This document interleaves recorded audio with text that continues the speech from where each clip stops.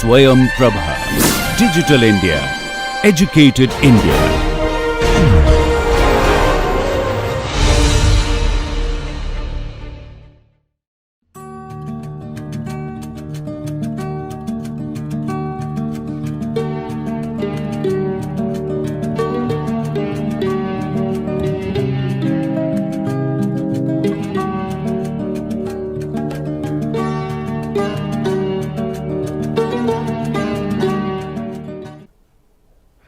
Hello and welcome. We concluded our previous session with a discussion of market segmentation. This session will revisit briefly the segmentation and then we will move forward with positioning, target marketing. We will talk about growth hacking, marketing mix as well, and let us move forward. So, these are the topics to be discussed. Okay, market segmentation is done based on several parameters, several characteristic features of our customers. So, these are primarily done based on geographic characteristic, demographic characteristics, behavioral, psychographic characteristics. So, geographic means there are products which are specific to certain areas. To give a good example would be IBM actually came up with data, or they keep on coming up with data for marketing, for helping marketers. So, one data was pertaining to online book selling, and they found out that the kind of books that are being sold in eastern part of the country are not really the same as it is sold in other parts of the country. So, they could identify that a very specific kind of books are sold in different parts of the country, and then that actually helps the planners or the marketers to maintain the depot, book depot, from where books will be distributed. So, they keep certain type of books at one place and another kind of books in another place. So, otherwise if we do not have this kind of a geographical pattern well understood, then we will be holding all kinds of books in all the places, and eventually there will be oversupply of certain kind of books in one place, another kind of books in another place. So, now that we know what kind of books are sold in a particular geography, we can stock only those kind of books in the warehouse and then distribute it from there. So, our logistic cost is reduced, and more importantly the cost of inventory also is reduced, because we do not have to maintain inventory of all kinds of books at all places, and then distribution also becomes very easy. So, we can quickly deliver it to the customers, because the exact books are maintained at nearby depot.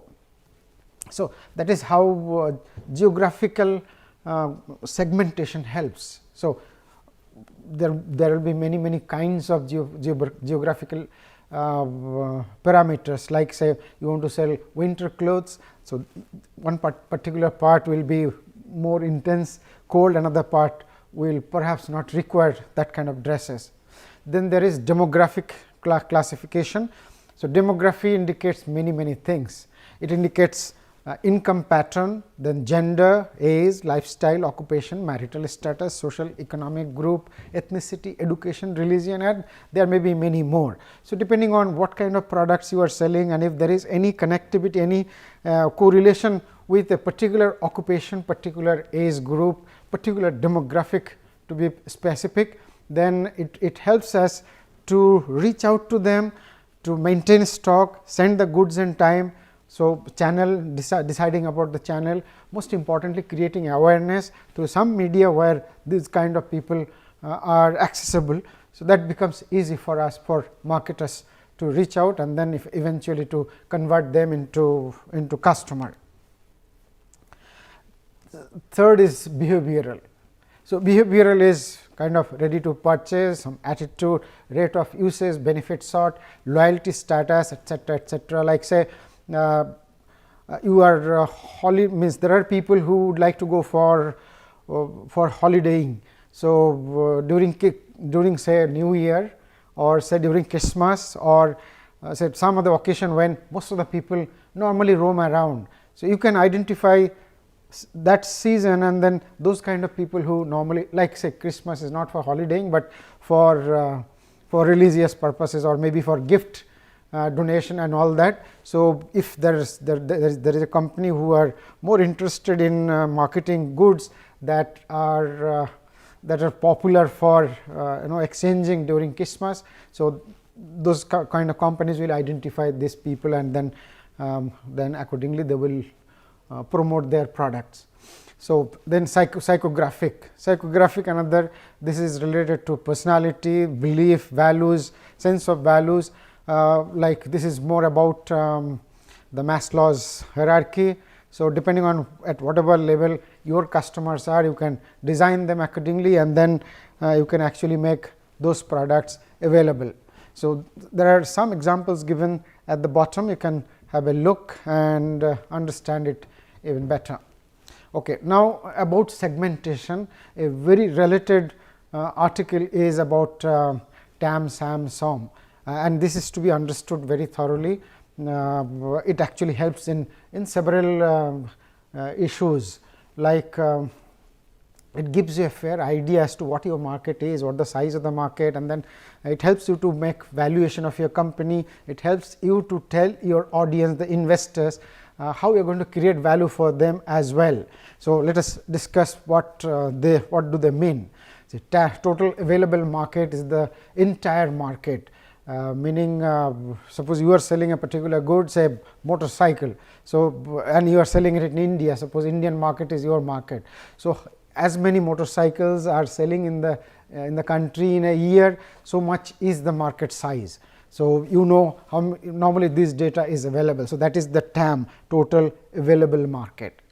Then suppose you think that you are going to manufacture an entry level bike, meaning that at a low price, but efficient, fuel efficient, and etcetera, etcetera. So, you have to understand what is the size of that kind of a bike, number one. Number two, what should be your geographical area within which you will be able to reach out.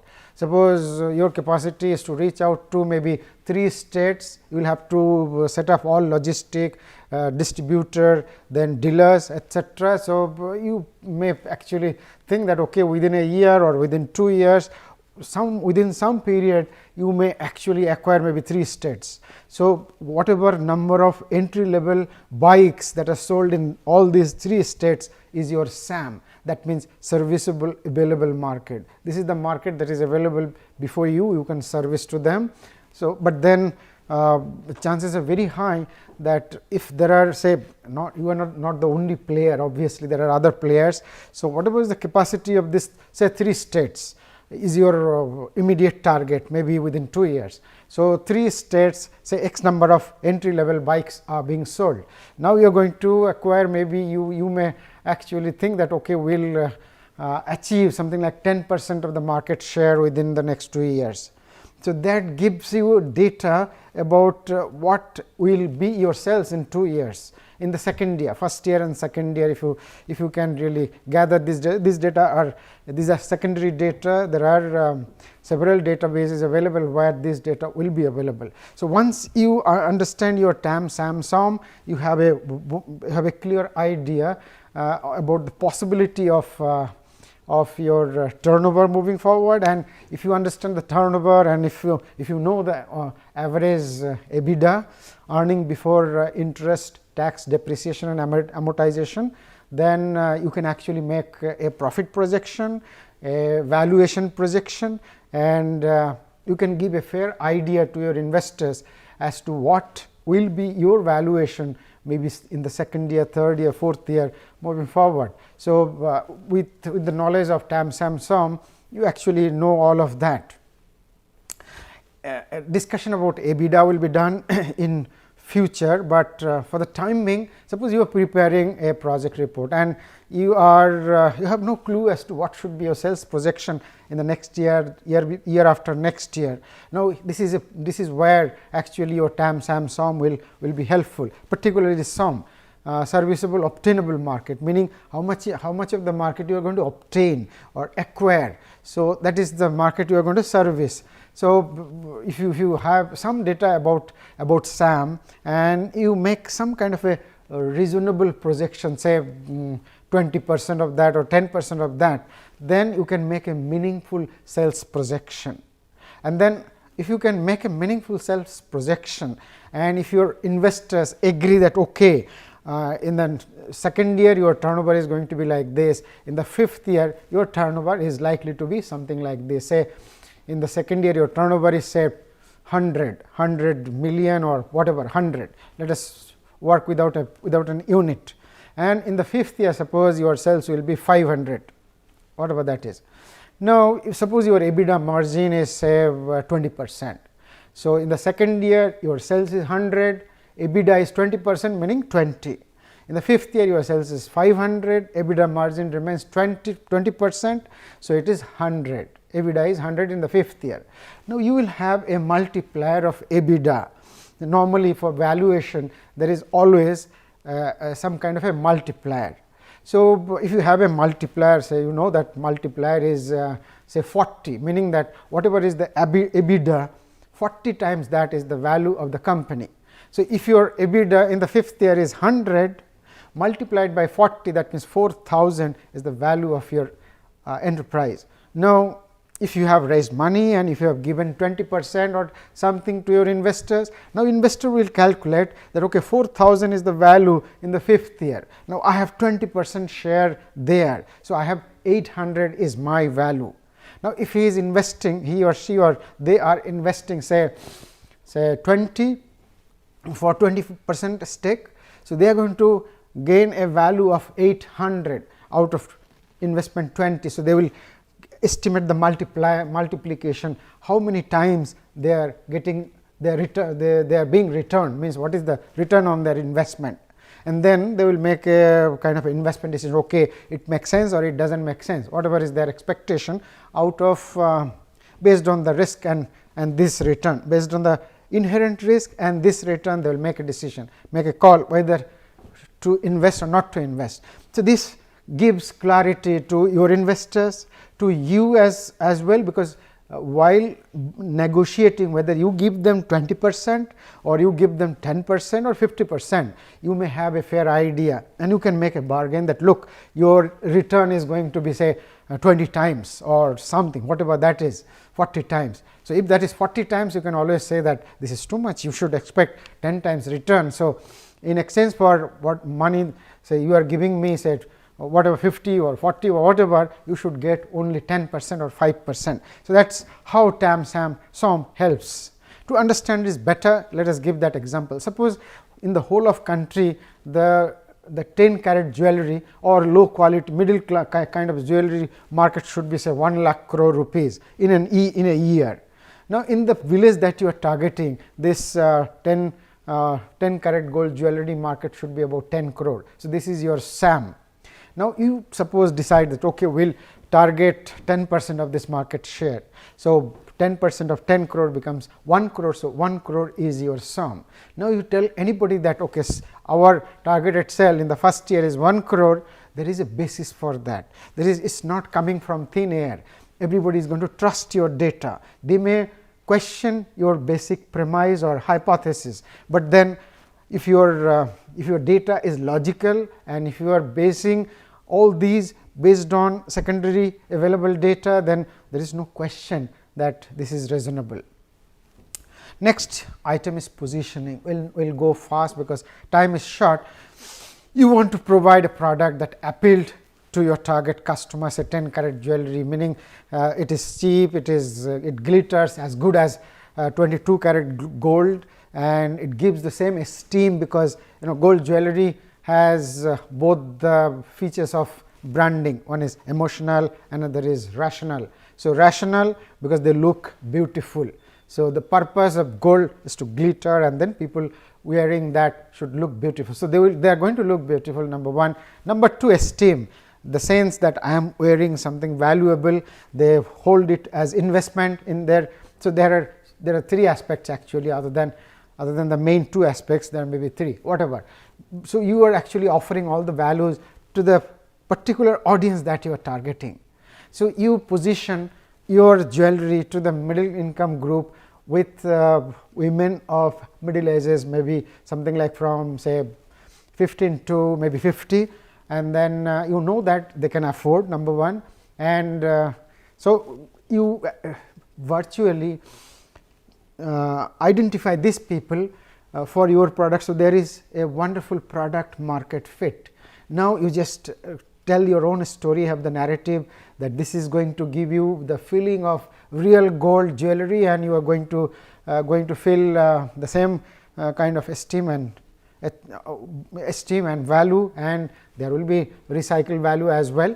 So, this is going to actually attract the actual customer, and then there is a connection, there is a brand loyalty. So, there are customers, repeat customers. So, that is how you position your product. Now, positioning to give some examples, see toothpaste.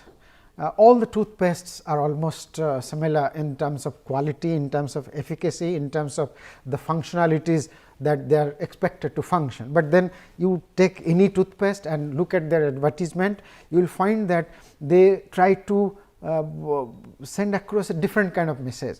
Some toothpaste will say our toothpaste contains salt, some will say our toothpaste contains clove. Clove is essential for any toothpaste. So, all toothpaste have clove in that, clove oil particularly, but then some company try to focus customers' attention to a particular feature. So, customers who are more interested about those features will be interested to buy. So, they position their product with the customers of that particular need. So, you have to identify what differentiator you are trying to put in your product, and you are going to focus on that particular feature of the customers, and then you are going to target those customers. That is how you position your product. So, Colgate position as protective, it protects your gum, it protects your teeth outer layer, etc. But then all toothpastes do that, but Colgate is positioning to those people who are more interested about protection. Patanjali normally try to focus that we can be trusted because we are fully organic. So, there is no chemical in this, they are all organic material. So, they are trying to position their product among people who are health conscious, who are anti chemical or something. They have some phobia about chemicals. Chemicals are not good, but then Patanjali is trying to position them as a naturalistic kind of a company, natural product with products with natural ingredient. Coke, that brings happiness. So, every drink, every beverage is a beverage, but then Coke says it brings happiness, etc. So, in a matrix where there are three components, one is the customer, another is you, another is competitors. So, you try to attract customer attention, and there is the competitors who try to drive customers attention towards them. So, if there is a marketplace where your competitors match customers requirement, but you do not, that is not a right market where you actually serve the customers, but competitors do not serve in that particular domain, maybe with in regards to features, efficacy or something. That is the right place to be. But there are other places where customer or competitors are strong, you have nothing to do, that is the no go area, meaning that you should never venture into that. Considering the 10 carat gold jewelry, I will not waste time, it is all understandable that you are perfectly positioning your product among the middle income group of the village who with women of a particular age group, and then you are trying to come up with the right narrative that will resonate with their aspirations, and there is a perfect product market fit, and people are going to buy that. I will continue. Particularly one more point that I forgot to mention, you assure exchange value with minimum loss. So, people will think that there is no risk. So, you eliminate risk also from the whole thing, because gold actually when you buy and then when you try to sell it as a second item, then there is huge amount of loss. Of course, hallmark prevents that situation. But then if you are selling 10 karat golds and you say that you come back and we are going to return you say 90% of the gold's value, then there is the risk is averted and you do better. So, know your customer well, know the competing products service, meaning what your competitors are trying to offer or where they are trying to convince the customers to buy. Create differentiators, obviously convey the superior value proposition to create awareness, and then launch some promotion to call them into action, so that they make the final decision to buy. Next is target. So, we have everything in place, we have identified the segment, we have the right product positioning strategies. Now, we have to target them, so that eventually we can call them into action. So, targeting means while selling the 10 karat gold jewelry, you will realize that choices of young girls are different from those of the matured women. So, in the same segment, actually you can make certain people with very specific interest, like the modern generation will have interest in modern kinds of jewelry, whereas women of older age will be interested in classical kind of jewelry, kind of handmade will be preferred by them, whereas machine made will be preferred by young women. So, you can actually have a separate kind of jewelry that looks like handmade, and then you can target the older women, whereas the machine made jewelry which is modern and perhaps today's models and all are using those that is more sought after by the young generation. So, you make small sub segment in the broader segment and then target them with a special offering of their choice. You give some features that they are interested in. So, you are trying to target a very niche segment with your product. So, they become enamored that this is the product that actually is meant for us. So, you target a niche market with the right elements or right features, right values that they value. So, that is what is targeting, meaning you are directly targeting these guys. What are the steps for targeting? First of all is segment the market, then analyze unique needs of your customers. Third should be actually you analyze the specific needs of small group of people among the segment, so that you can match perfectly with them. You can have a generic product for your entire segment. So, that is meant for everybody in the segment, overall segment, but you can have a niche definition of a small group and try to tweak your product with some features or absence of some feature, and then reduce the price and then target them. So, analyze competition, whatever differentiator the competitors are trying, you can always supersede them, you can have a better differentiator than what they are offering, and then go to market. Identify your differentiator and then come up with some kind of promotional activities, because most of the people who are positively disposed, they would like to buy your product, will dilly-dally for some event to come or something. Then you come up with a discount or something, and then they will immediately act and buy. So, they become customer, and then that is when you earn money. So, that is the objective, that is the event that you have been waiting for. Target marketing.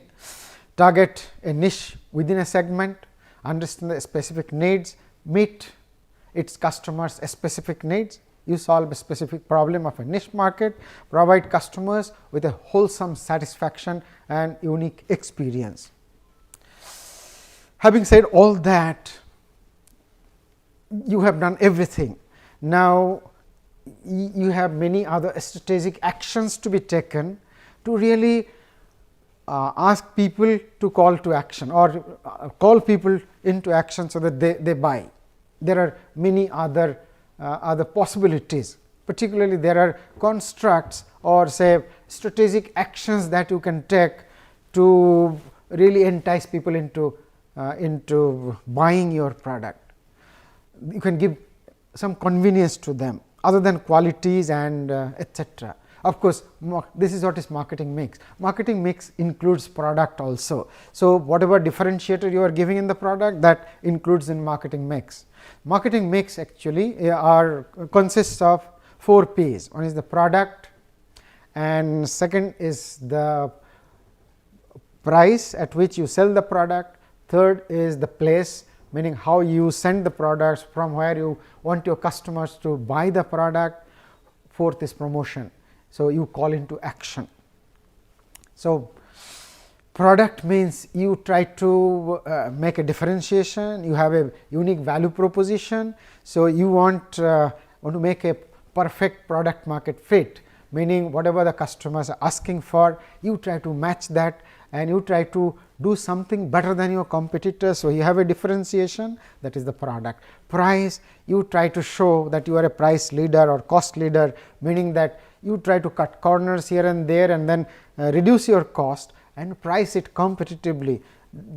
We say V quality. If it is a top quality product, it is not necessary that you have to sell it at a bottom price, but then if you are selling a top quality product, perhaps you can sell that product at a slightly lesser price compared to similar kind of competing products. So, you will remain even a price leader with the same similar kind of quality. So, price is another marketing mix. So, that is another motivating factor for your customers to buy. So, the market mix actually is to send your customer through the marketing funnel or sales funnel that we have seen in the previous session. We will see at the end of this session as well. Marketing mix is to send your customer or facilitate your customer walk through the sales funnel, so that eventually they become buyer. Place, from where customer will buy, is it online or are there brick mortar store nearby. So, depending on the type of your customer, suppose they all are rural people, then obviously having brick mortar store in rural India is going to be so very difficult, but if they are kind of a predominantly urban population, perhaps you can have 1, 2, 3, 4 retail stores and then you reach out to the market segment. Alternately, you have online presence and then you can even send it from anywhere. Maybe you have a centralized location and then you can send them. Promotion. So, having everything in place, everything rightly in place. Now, as I said, people actually dilly-dally their purchase decision. So, come up with something so that they are forced to kind of take action and buy. That is what is promotion. Same thing told in a different way. So, marketing mix, product, price, promotion, place. I will not waste time here. This is very important actually.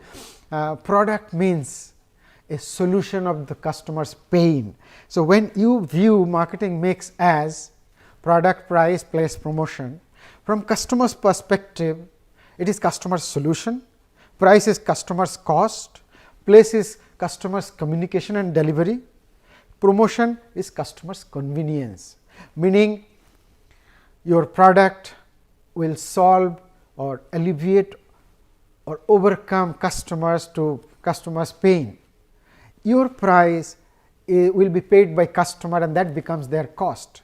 So, all these 4 C's are something that customers would like to optimize, something they want to minimize, something they want to maximize. Convenience, maximization, communication means the convenience to buy, convenience to know about your value proposition, convenience to get delivered, etc. So, this marketing mix can be expressed in 4 C's as well.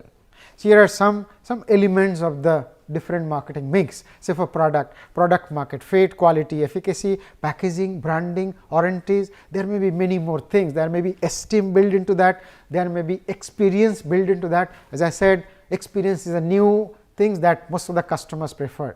All products are good nowadays, they are all competitive, but then there are some products with which customer gets a new experience, they gets a new meaning in the product, like Nintendo game console, that gives a new meaning because people can use that console for playing cricket in the drawing room and they can do exercise at the same time. Grandparents can play cricket with the grandchildren in the same room and they can enjoy, both can enjoy at the same time, at the same place, and there is no lethargy or anything inbuilt like other game console. Pricing strategy, discount, payment terms, bundle offer, so many other issues. So, you can look into the other issues as well. Let me move forward faster. Growth hackers marketing, a very important aspect in today's world. the examples that I gave about say about Warby Parker, about Dollar Shaving Club, about Dropbox and many others, everything was possible. See, in the first day itself they got thousands of registration. So, that is something like getting your product reaching to a larger audience in a very short time, spending almost no money at all. That is part of growth hacking. So, it is possible to actually start a company with a big bang on a shoestring budget and create product that customer not only will like, not only will love, but they will buy. So, that is what growth hacking may facilitate. New generation companies such as Facebook, Dropbox, Airbnb, Twitter, they do not spend a dime on traditional marketing. They all do social marketing, they all do content marketing, they give customers some kind of experience that customer become evangelist, and then they start talking about them to their friends, and then friends come to know, they become customer. So, without spending a dime, they are creating customer, acquiring customers, and they are giving wonderful experience beyond their expectation. That is how customers are remaining loyal, and then they are just growing loyal customer base. They do not advertise on TV, billboard or newspaper. They rely on new strategies of growth hacking to reach many more people despite modest marketing budget. Growth hackers have thrown out the old playbook of marketing or creating awareness and replaced it with tools that are testable. You can test what is the impact of an impact influencer or some social marketing initiative, say public relation initiative. It is trackable. You can track down your performance and how customers are behaving, reaching out means responding to your initiative stimulation, and it is scalable. They believe that products and businesses should be modified repeatedly until they are primed to generate explosive reaction from the customers. So, eventually it takes off like a rocket and you reach to a point of no return, point of say escape velocity, and then there is no looking behind, looking backward. Now, you look forward, you think of more growth. These are new marketing tools to achieve rapid growth on a small budget. Growth hacking helps to acquire many users at a nominal cost. A team usually involves marketers, developers, engineers and product managers, because growth hacking is not merely sending across the message, but you have to match this euphoria with product market fit. So, that as you acquire new customer, as new customers log in on your scheme, they become your registered users. They should get that happiness, that sense of excitement that your product makes them happy. So, only then it will remain as a sustainable model, otherwise it will crash on its own weight, because you acquire more customer like say Dropbox or say Dollar Shaving Club.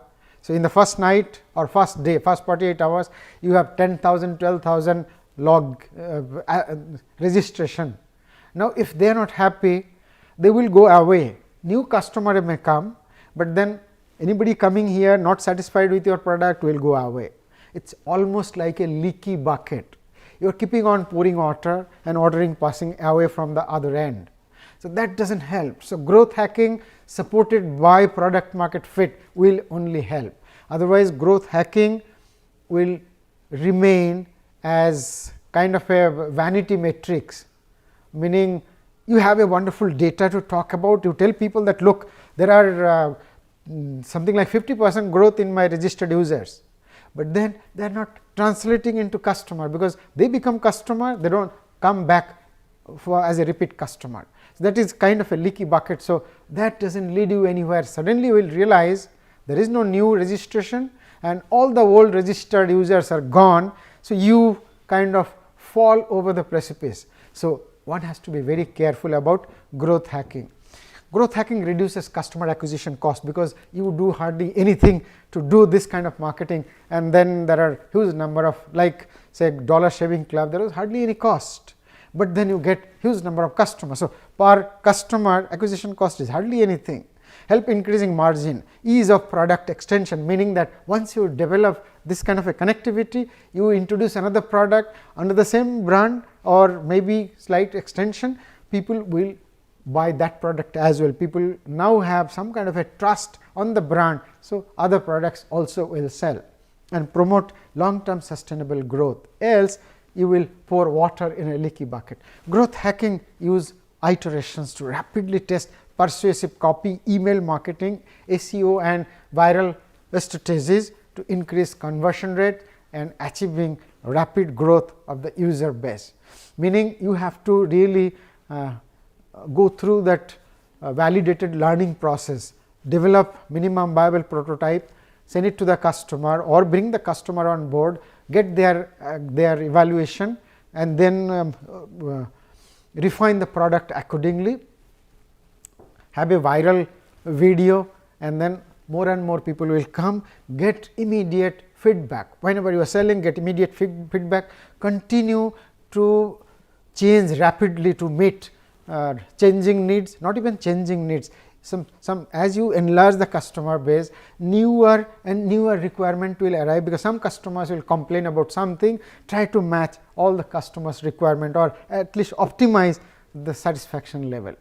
Techniques such as search engine optimization, web analytics, content marketing, A/B testing are used for this purpose. We will not go at length. We have already discussed. Growth hackers use validated learning, as I said. So, otherwise, as I said, if you are focusing only on growth and not really matching the product market fit, you are going to fall over the precipice. The product market fit, positioning the product to the target customers and meeting their exact needs better than competitors, vibrant sales funnel are indispensable.